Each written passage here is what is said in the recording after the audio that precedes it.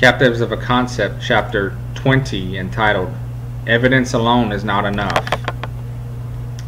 Quote, "We have all experienced the futility of trying to change a strong conviction. Suppose an individual believes something with his whole heart.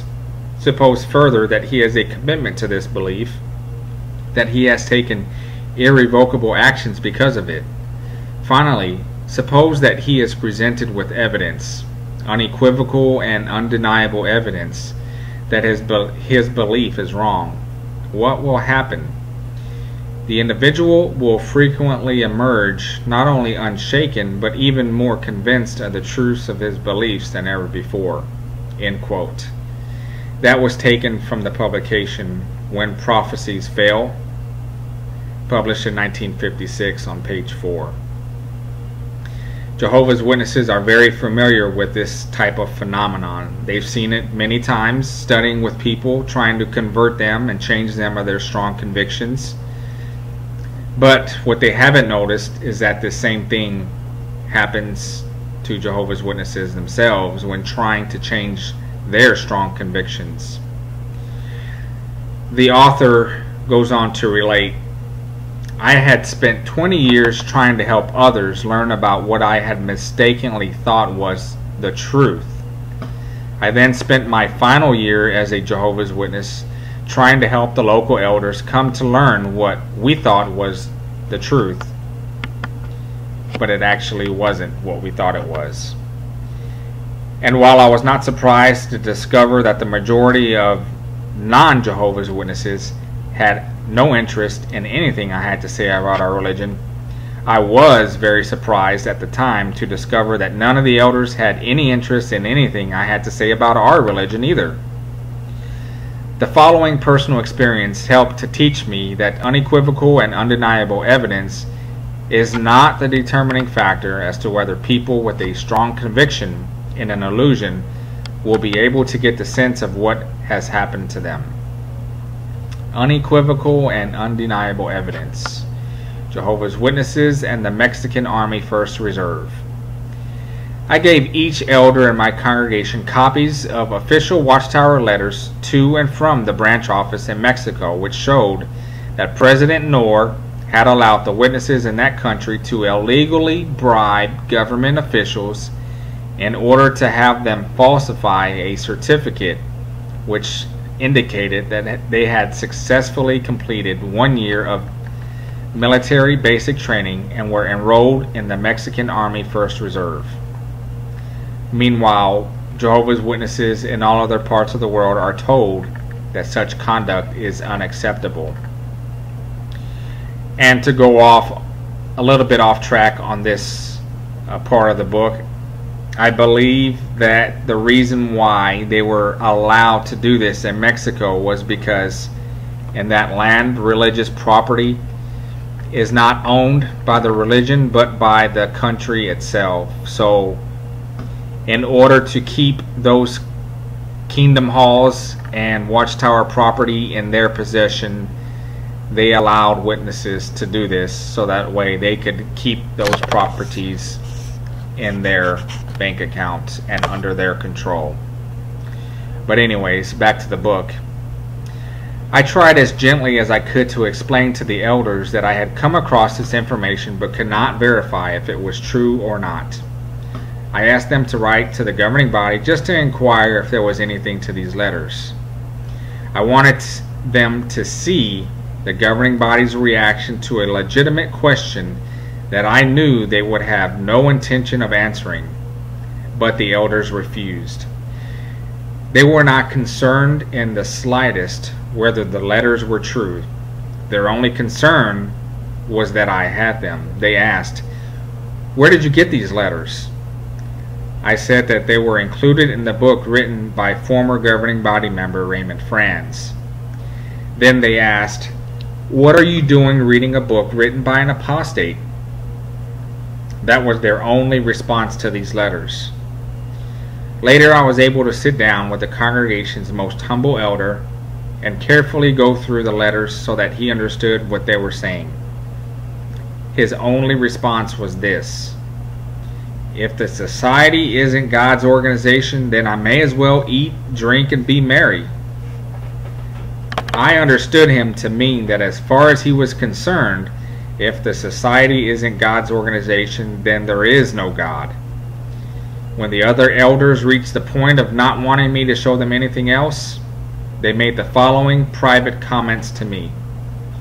I would rather go to my grave being deceived than to find out that the society isn't who they say they are. They can't tell us the truth about the organization's history, because if they did, the organization would fall apart.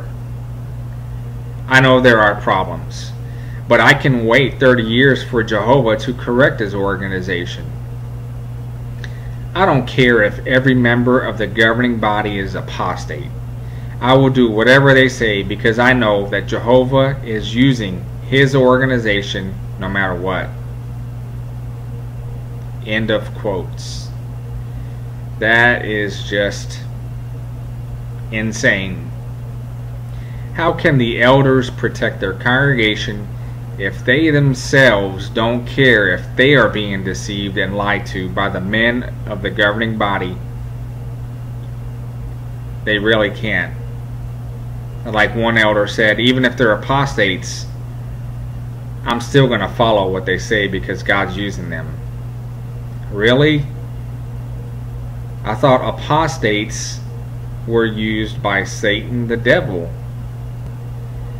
So when those who lead mislead, and those who follow are misled, well, you have a recipe for trouble there. The blind leading the blind. Eventually, the elders did come up with the answer to all of his concerns.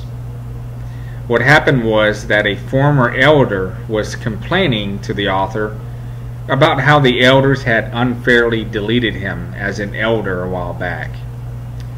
I recommended that he read Crisis of Conscience. I said that it might help him understand why the elders think and act the way they do. The next day he handed me the book without reading any of it and said, "We need someone to lead us by the hand." He then reported me to the local elders, who subsequently disfellowshipped me for apostasy. In this way they apparently felt that they were keeping God's organization clean. So,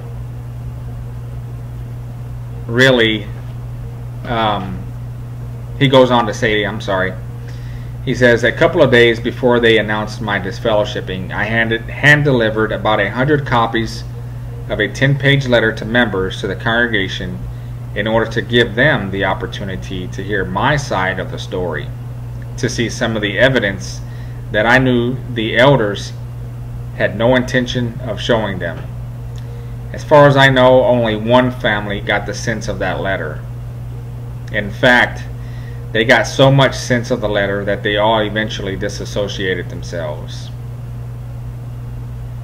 And this probably is one of the most enjoyable parts of the book that I enjoyed, and it made a lot of sense.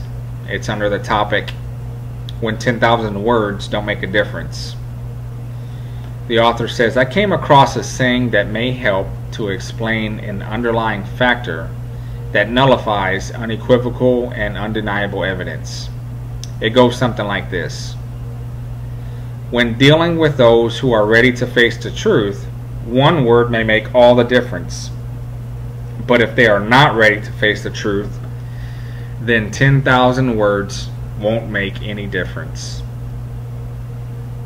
My 10,000 words didn't make any difference to any of the elders I spoke to, and it didn't seem that it was because they were not willing or able to face the truth about the Watchtower Society at that time. But I also keep coming back to what the Apostle Paul said at 2 Thessalonians chapter 2 verse 10. Because they did not accept the love of truth, that is why God lets an operation of error go to them, that they may get to believe in the lie. So according to this, the reason why some Jehovah's Witnesses cannot face the truth is because they haven't accepted a love of truth yet. And it's evident that those elders had not accepted it when they told me that they didn't care if they were being deceived and lied to by a bunch of apostates. It seems like there was a whole lot of error of operation going on at that time.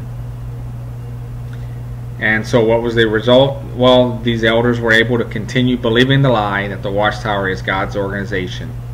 And since that's what they wanted to believe, then God let them believe it. As far as I know, God is still letting them believe the lie. So it's only when Jehovah's Witnesses are confronted by the truth that it becomes evident whether or not they have accepted the love of truth. The next part of this chapter is talking about different kinds of Jehovah's Witnesses. And the author lists 8 different kinds of Jehovah's Witnesses. Number 1, some witnesses are concerned about what they see going on and are able to set aside the propaganda and even their own willful blindness and are already in the process of examining the evidence for themselves. Many of them are searching the internet looking for answers. They know that they're walking a very thin line, because if another witness or family member finds out that they are checking up on God's organization, then they may be reported to the elders and face the possibility of disfellowshipping. Number 2, there are witnesses who are either not aware of any problems, usually those who are newly baptized, or are perfectly willing to wait on Jehovah's organization to correct matters. Number 3, some stay with the organization despite the problems they see only because they cannot see anything better. They truly believe that there is nowhere else to go. Number 4, others stay in order to keep from being disfellowshipped, which would destroy their relationship with family and friends who probably are not ready to leave with them. Number 5, there are others who continue because they are in a comfortable routine and don't want anything to upset it. They may not even care if the society is really God's organization or not. Number 6, some witnesses have reached the point where they just go through the motions and keep hoping and praying for the new system. Number 7, then there are those who don't even try very hard to apply Bible principles in their lives despite being in the religion. Thousands of witnesses are disfellowshipped each year for immorality and other things. And number 8, finally, there may be many unhappy Jehovah's Witnesses who are concerned about what they see going on, but either don't know what to do or don't dare say or do anything about it. So this is going to bring an end to this chapter, and stay tuned for the next one. Thank you for taking time to watch and listen to this presentation. Post your comments, like and share this video, subscribe to my channel, and stay tuned for the next episode.